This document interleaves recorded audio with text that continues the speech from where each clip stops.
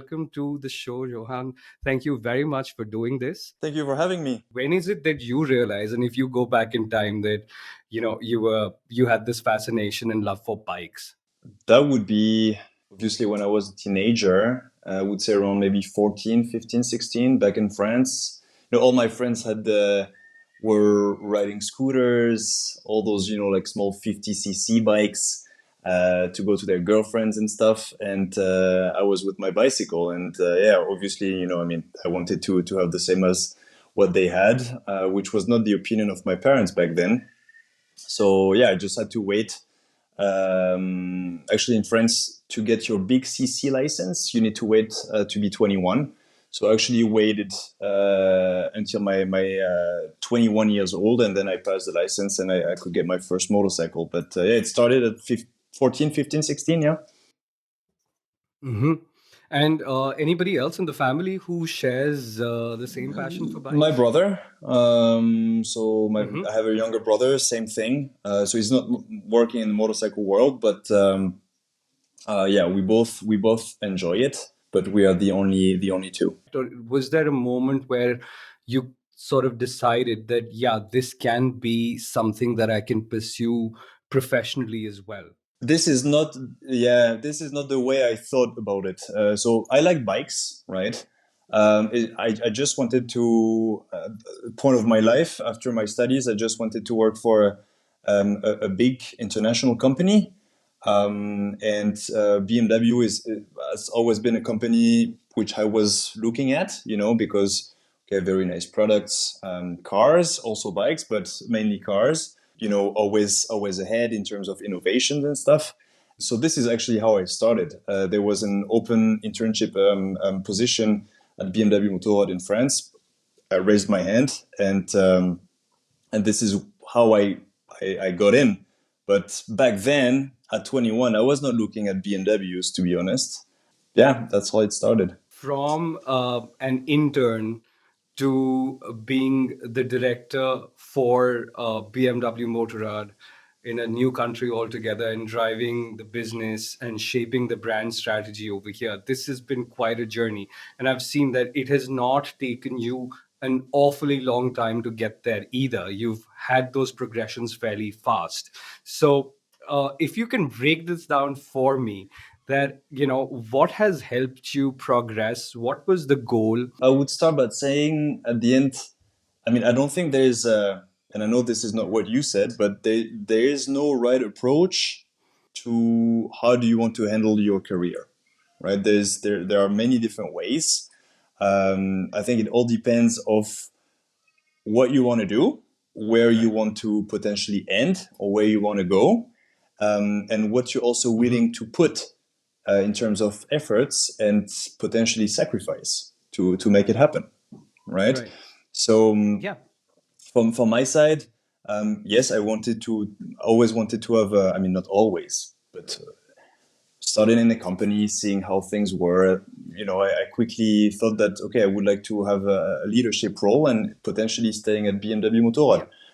There are different ways to go there.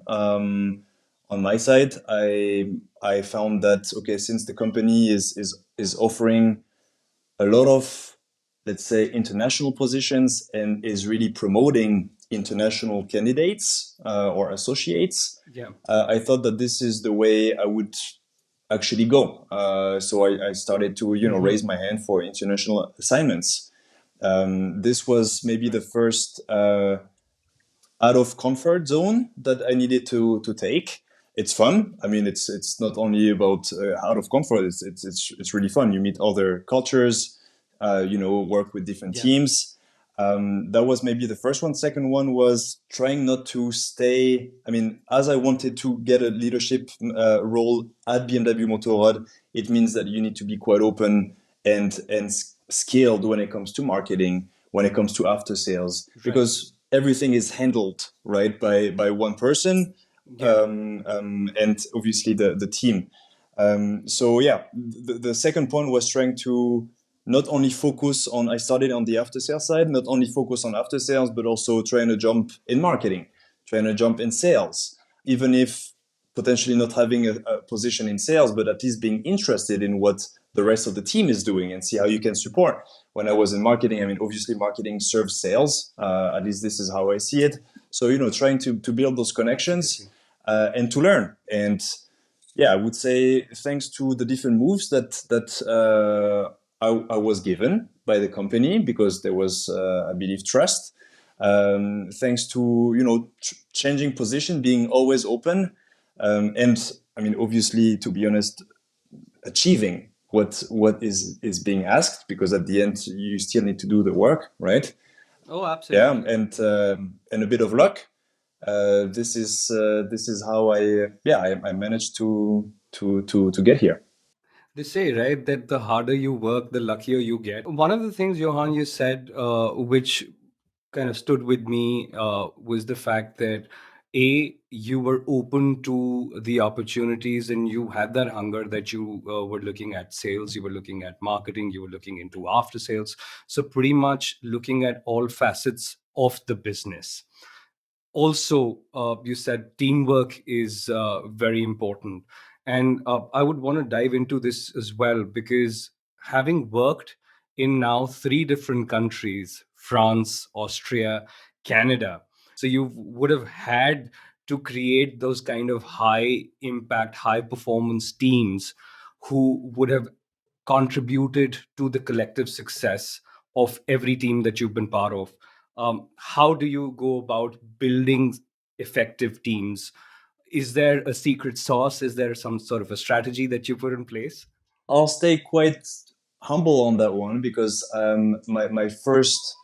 my first role as a leader or as managing a team is this exact one, right? So it's been 2 years. Hmm. Before that, I was working in teams, but I had Hmm. some teams, but those were indirect reports, right? Working in other markets, so it's not like you're dealing with a team in the office, on a daily base. So I mean, I can speak only from my own experience, right? And in this case, I would not say that there is a secret sauce, or potentially, I mean, people more experienced that I am would be able to say this. I'm not able to.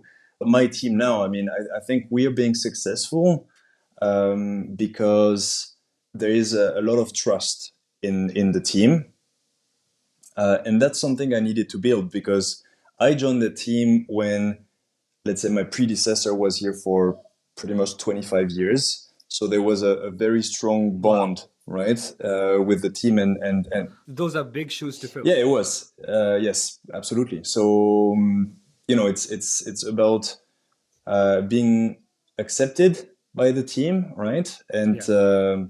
And yes, building this trust, building this communication as well. And when I say communication, it's not like speaking with the team. I mean, obviously, I speak with my team every day, but it's a lot about Yeah. what I'm mentioning. Communication is a lot about listening, right?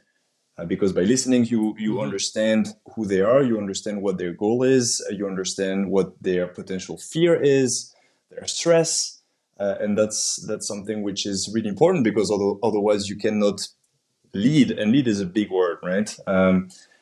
You need to know who the team is to move forward, right? So yes, communication, listening, um, and by listening, I think you also make the team feel safe, that they can talk. Right. And once you have all of this together, at least for me, it worked, and I think it worked pretty well. That's amazing. And I think you've hit the right points. Everything starts with trust, and that comes with transparency and communication. And that's really what I would say are foundations to building a great team as well.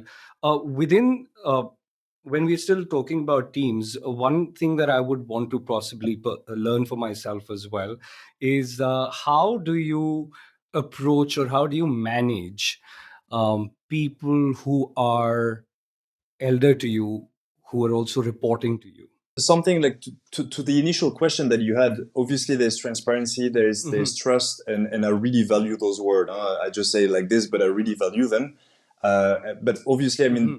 there's also, I mean, there's work to do, right? So it's also about directions, proper directions, and challenging the team, right?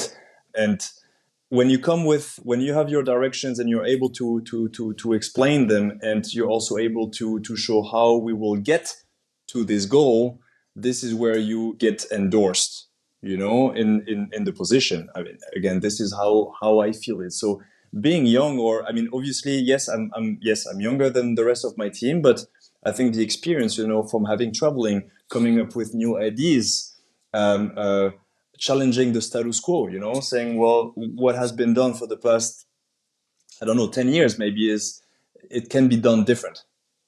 And this is the results that we can actually Absolutely. get, right? So it's again, it's about giving the directions, showing how we will get there, supporting the team.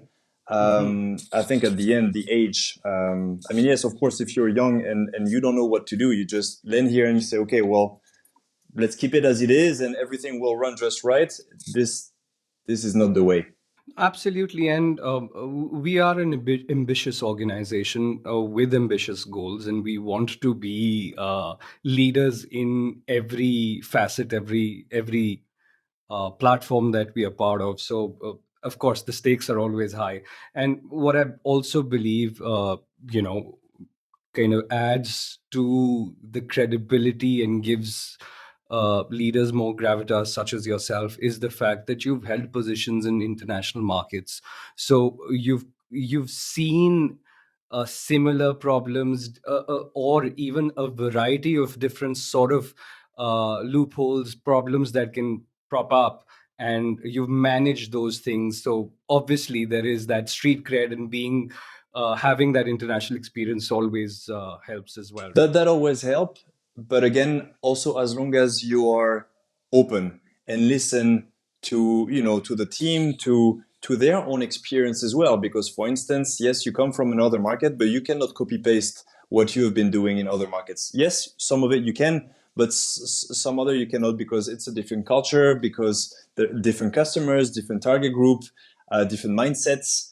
So you need to be open with the team as well, understanding, or sorry, hearing their experience, their comments, their opinions, their advices as well. I mean, even if I'm responsible for that team, I I have no issues, and actually that happened quite often. I'm calling my team members, or you know, having runs with them and ask them for their opinion or their advice. Yes, then we need to take a decision, and final decision remains on my side. But the team, for most of the big decision that we are taking, I mean, they're taking part in this decision. That's so good to hear. And you know, that's, I guess, everybody has this stake in the game that just makes it a collective sort of goal for everyone. They feel Well, included. I mean, um and maybe just to quickly point something else on that one. mhm. Yes, I've been on after sales. I've been on marketing. I've slightly worked in sales. Um, my team are experts in their fields, right? So they know Right, what they're talking about. I'm here to, you know, right. help them finding the right direction, guiding them when you know, when necessary, challenging them. That's for sure. But at the end, they are the experts. I'm here to ensure that Right. they are moving in the right direction. But they're the Right. ones to make it happen at the end. I mean, honestly, they're the experts. I'm not. And that's really nice to hear.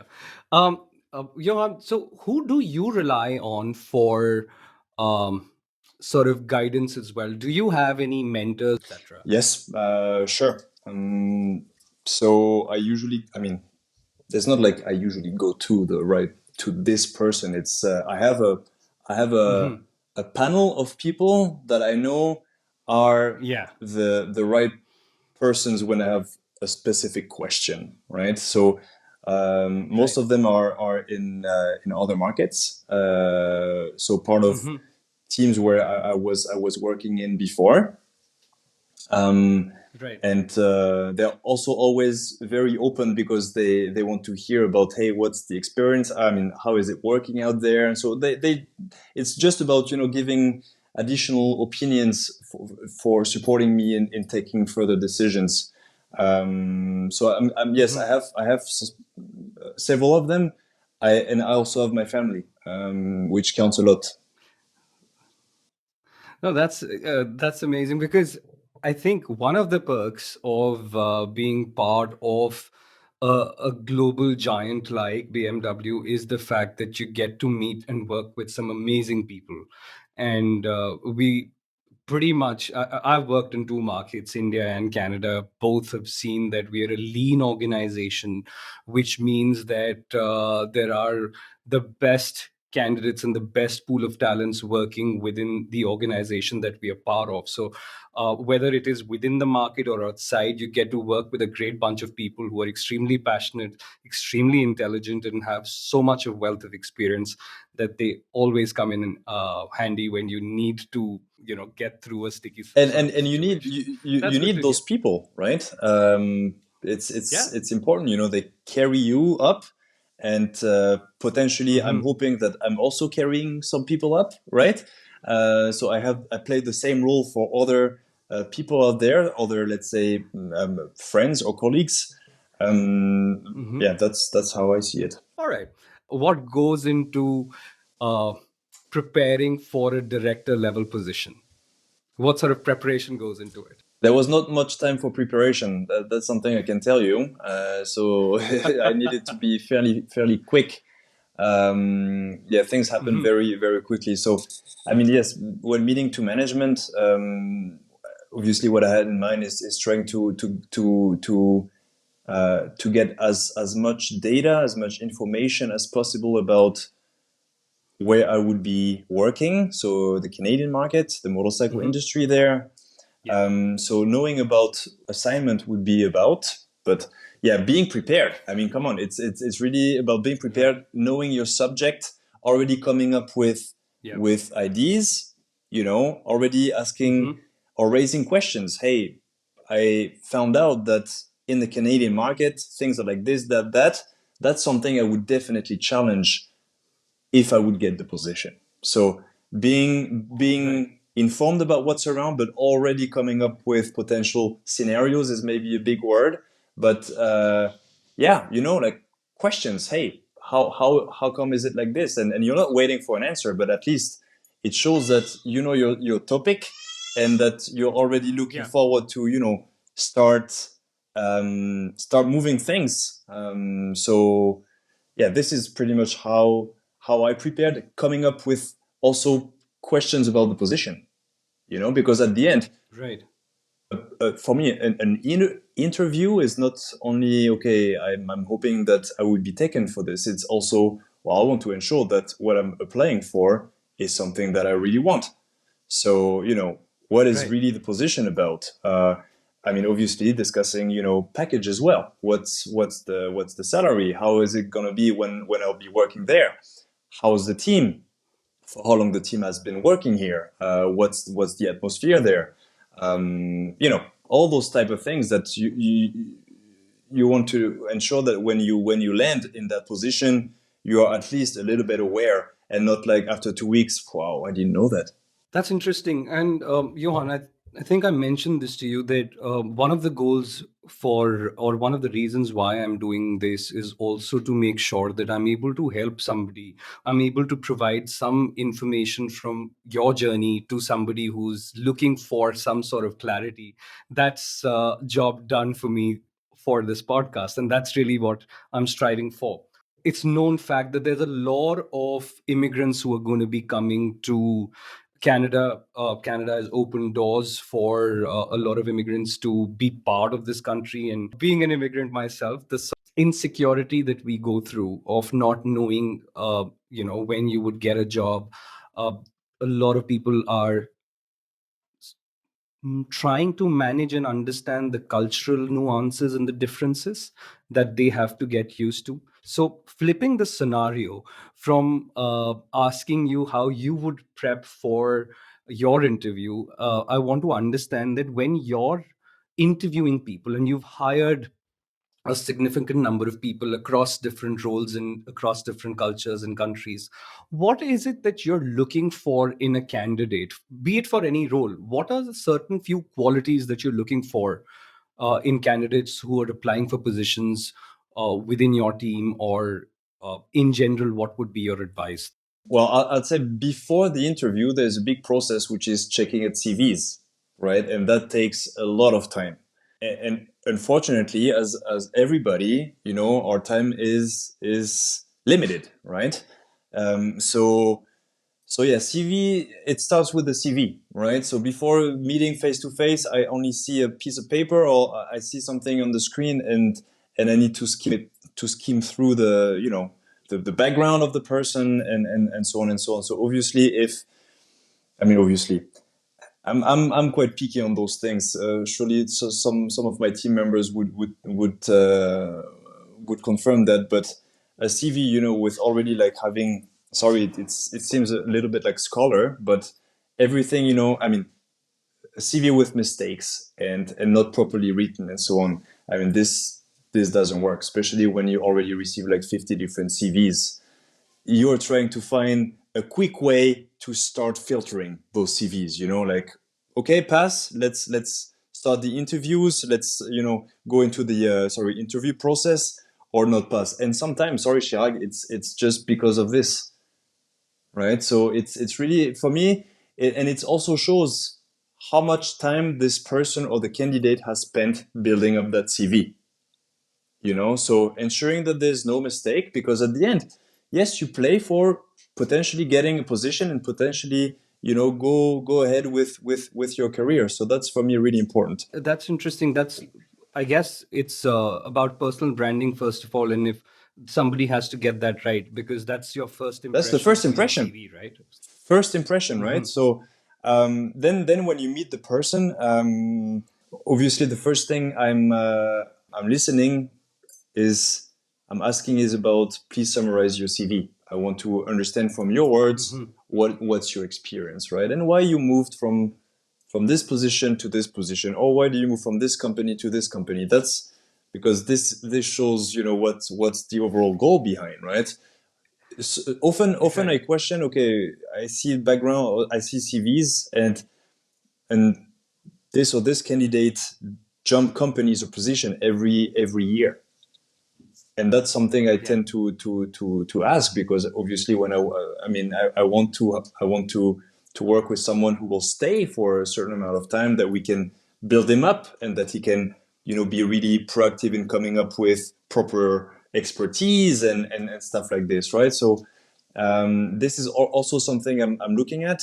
Obviously, I want to ensure that the person know his stuff, right? So Right. if I'm looking Of for an course. expert in this domain, I want to ensure that he's an expert in that domain.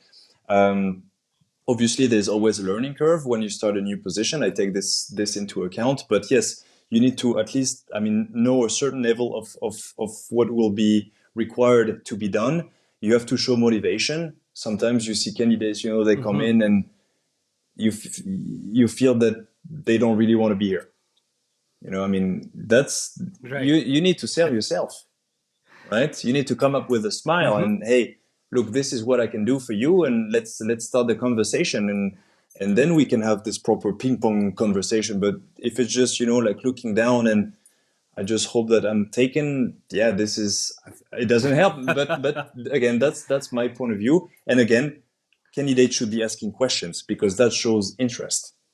If you ask nothing about Right. the And you position, yeah, mentioned that's this. that's for me really, really important. And asking questions potentially also could also mean like challenging the person that interview. So I think it's a good thing. Yeah, and I'm glad that you said that, because if anybody who listens to this, and I'm definitely going to make sure that there is a smaller section that I cut out of this interview and definitely hammer this home, the message from you, because I want this to come across from leaders like yourself to people who are applying for certain positions, that asking questions is not necessarily a taboo. It is showing curiosity. And in terms of, you can only ask questions when you've prepared for something, like you said, that preparation is important, right? So questions come from curiosity, and curiosity stems from the fact that you're preparing for something, you're looking deeper into topics and researching Yeah. things. So I definitely am a fan of that. Thank you for mentioning that. I'm sure a lot of people will find value in the fact that, yeah, it's not a one-way streak, and where you're just sitting across the table to answer questions. You have every right to also uh, seek Of course, sort yeah, of no, absolutely, and yeah, information, right? and at least this is my expectation, because it shows that hey, you've done your research and you want to know more, right? So, and I'm here for this 30 Yeah. minute or hour to explain what it's going to be, how it's going to be. So, yeah, for me, that's really really important. Another thing, which is, sorry, for me also quite important when making an interview, is really set up a practical case, just to see. And it's Hmm. not like to put the, actually it is to put the candidate in a specific situation, just to see how he reacts Right. potentially to stress. Usually it starts like, hey, now I'm gonna present, if it was via Teams many times because of COVID, right, for the past year. So Yes. if okay, now I'm just gonna present you some market share. I'm just gonna present you some, like increases in terms of sales year over year, and just tell me what you see. And obviously, I mean, first time, the candidates, you can feel they're a bit like, oh, now is the time where I'm gonna fail. But this is really important for me to see how this person is going to react against potentially stress. What is he going to say? Is he going to start to take decisions? If he's been asked to, what type of decision he would be actually taking? It also shows me, does he know the subject? If he says that, yeah, I know this perfect, well, here it is. And please show me, right?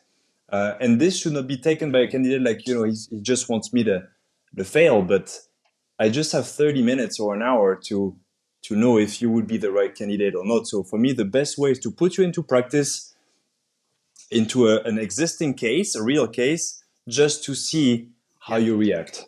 That's interesting. And just looking at data from that sense, I guess it's more or less to do with nerves. A lot of people do suffer from that, but I think overall, I've got some great points that you've shared with me. This does make a lot of sense for me personally as well, to understand. In today's day and age, networking is something which is very important. What would you say is, as per you, or an acceptable approach towards networking on professional platforms such as LinkedIn? Good that you're touch basing on that one. Uh, in the past, I was also, I remember like, networking, so I wanted to do this, it feels like you're asking for something. But Exactly.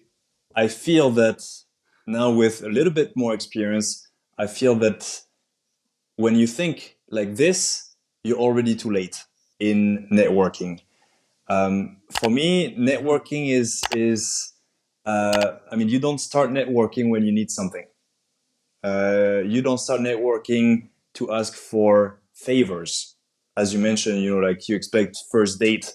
No, it doesn't work like this. So it's for me, networking is getting to know each other. It's not like, let's become friend and go every night for beer and stuff like this. But it's still, it's getting to know each other, is making the first contact, and is still establishing some kind of a relationship, right? And it's something, again, as you mentioned, sometimes networking, I don't like this, I feel like, it should happen, it should come up naturally, right? For me, networking starts with, Right. hey, let's go for a coffee, if we're working in the same company, right? Hey, I like that presentation you did Right. last time, could we have a coffee, just, so you can tell me more. And this is how you start building relationship. Yeah, Right. it's really starting with grabbing a coffee together. It should not be superficial. That's my point of view. And when you start thinking about networking, and, That's and, and you see the bad way of it, to me, it's already too late, because this is when you start to say, hey, I want to look for another position. That should be the person I should talk to. I don't know that person. What am I going? Yeah, well, it's maybe 6 months ago you could have started, building up. That's when working in a close environment or in the same company. Now, when you talk about, it's a good question that you ask. When you talk about LinkedIn, number of people, you know, that I follow slash that they follow me on LinkedIn. Are those my network? Those are Hmm. people that, yes, potentially we follow the same interest. Maybe we have the same level of management, if I can say it like this. Maybe we work in, you know, in the same let's say industry, right?